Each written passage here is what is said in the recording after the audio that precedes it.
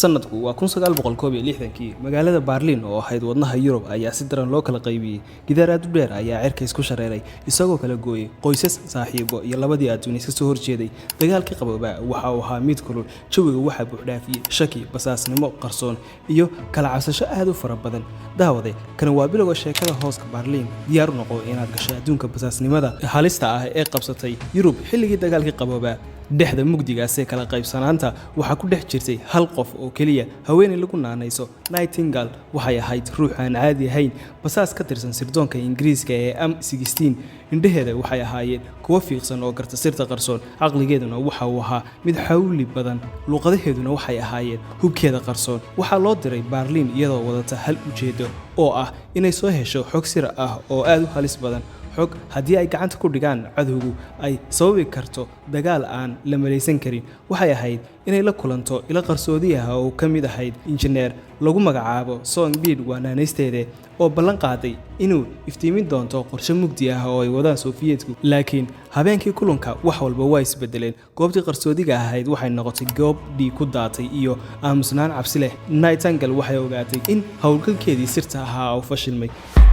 ayna tahay inay gasho gudaha hooska Berlin iyadoo raadinaysa runta qarsoon iyo badbaadinta nolosha xog baahiyaheeda iyadoo aan la ogaan su'aashu waxay tahay waa maxay sirta ay Songbird haysatay oo u qalanta inuu dhigdaato yaa kale oo ku dhex jira ciyaartan khatarta ah ee sirdoonka Nightingale ma awoodi doontaa inay ka badbaado shabakadan sirta oo ay soo bandhigto runta ka hor inta aysan noqon mid aad u daahday iyadoo wadnuhu garaacmaya cabsi darteed Nightingale waxa ay baartay goobta kulanka oo dhigdaadsanaa inkastoo ay jireen calaamado muujinaya dagaal haddana ma jirin wax tilmaamaya in meyd la jiiday ama qof dhintay meesha laga qaaday rajada yareyd ee ahayd in Songbird uu wali ay nooshahay ayaa soo ifbaxday laakiin su'aashu waxay ahayd sidee looga heli karaa gudaha magaalada Berlin ee labada u kala qaybsan iyadoo adeegsanaysa indhaheeda tababaran Nightingale waxay heshay raad yar oo kaba ah raad aan caadi ahayn oo ka duwan kuwa caadiga ah ee ciidamada bari waxay ahaayeen kabo qalab gaar ah xiran taasoo soo jeedinaysa in laga yaabo in ciidanka kale oo aan ahayn KGB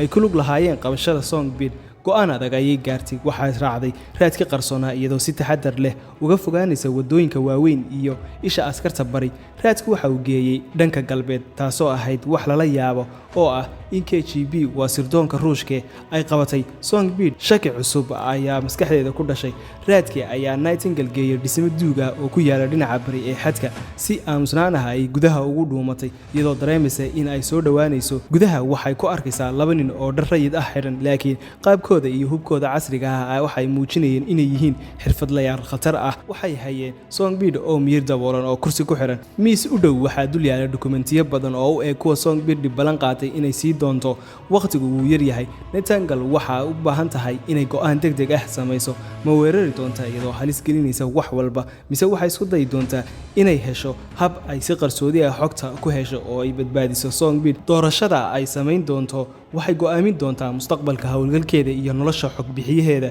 iyadoo dhageysanaysa wada hadalka labada nin Nightingale waxay ogaatay runta naxdinta badan kuwani ma ahayn askar ka tirsan sirdoonka Ruushka waxay ahaayeen gorgortanlayaal oo suuq madow ah oo raba dokumentiyadan qiimaha leh ee Songbird oo ay haysay si ay uga iibiyaan kolba cidda lacagta badan bixinaysa ciyaarta ayaa isbedeshay khatartuna way sii kordhaysaa Night waxay u baahan tahay inay hesho hab ay ku badbaadiso qofkan laga haysto oo inay u hesho xogtan inta aysan gacan gelin cadowgeeda khaldan iyadoo adeegsanaysa caqligeeda iyo tababarkeeda waxay dejisay qorshe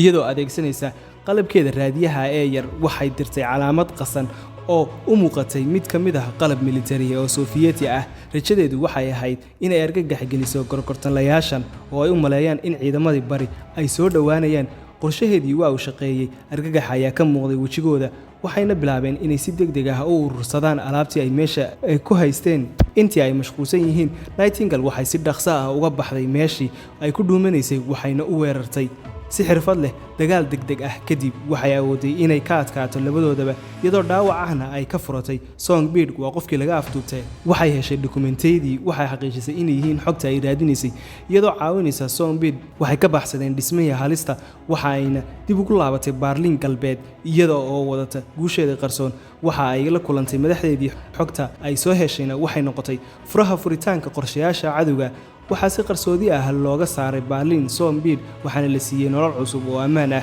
Nightingale iyada waxa loo aqoonsaday geesiyad waxayna sii waday inay ka shaqeyso hooskii dagaalkii qabooba iyada oo la kulmaysa hawlgalo kale oo khatar ah.